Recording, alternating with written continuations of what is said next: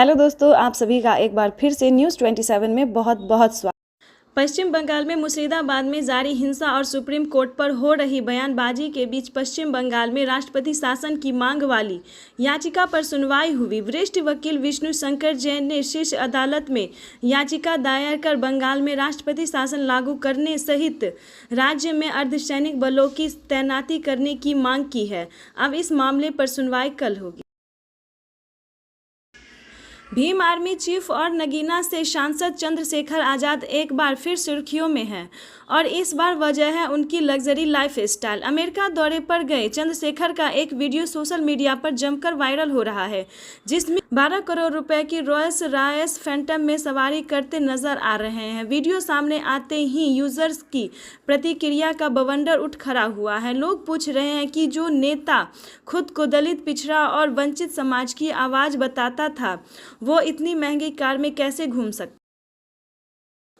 पश्चिम बंगाल के राज्यपाल सीवी आनंद बोस को तबीयत बिगड़ने के बाद कोलकाता के कमांड अस्पताल में भर्ती कराया गया। राज्य की मुख्यमंत्री ममता बनर्जी भी उससे मिलने पहुंची।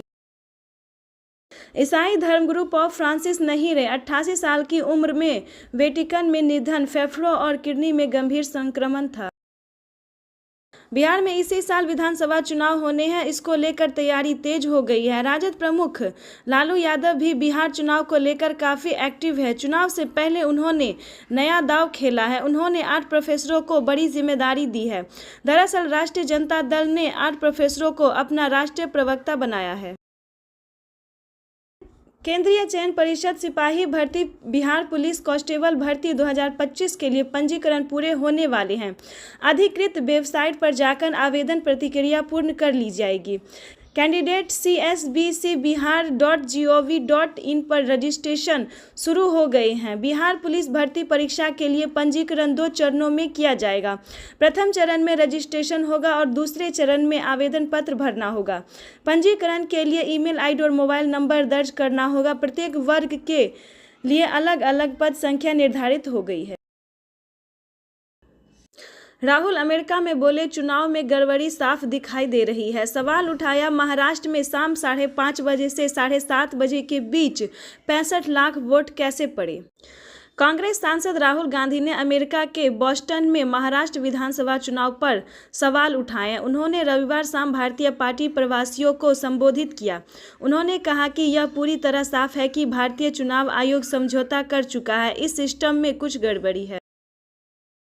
पश्चिम बंगाल के मुर्शिदाबाद में वक्फ कानून के विरोध को लेकर हुए हिंसा पर शत्रुघ्न सिन्हा ने बीजेपी पर हमला बोला है।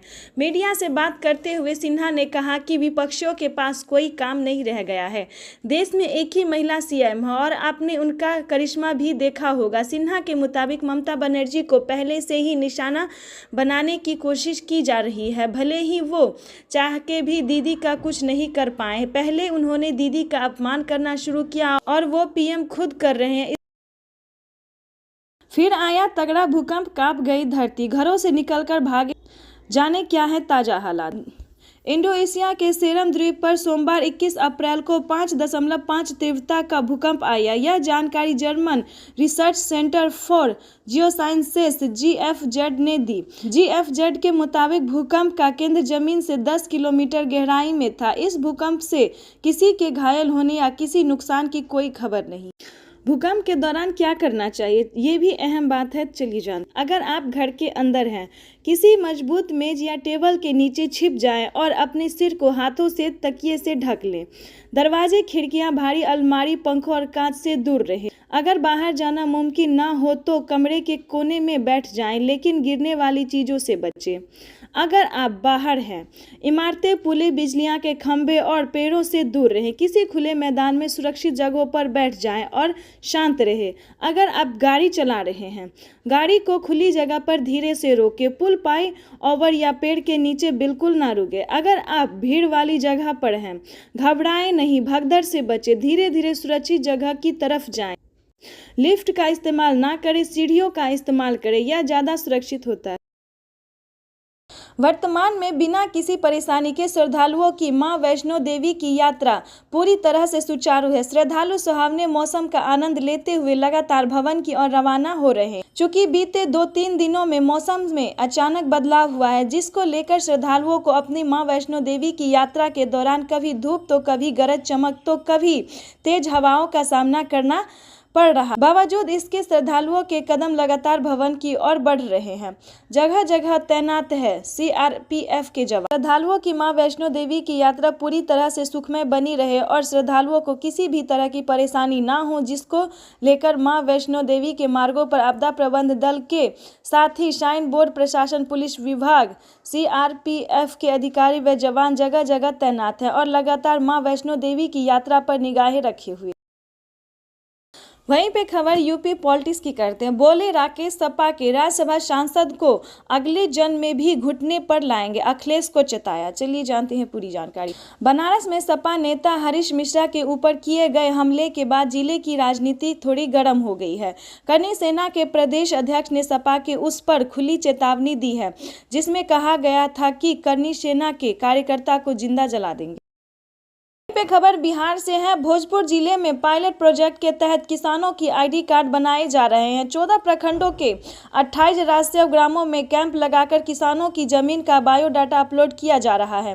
पीएम किसान योजना के तहत लाभार्थियों की रजिस्ट्री हो रही है, जिससे उन्हें सब्सिडी और ऋण जैसी सरकारी योजना का लाभ मिल सके।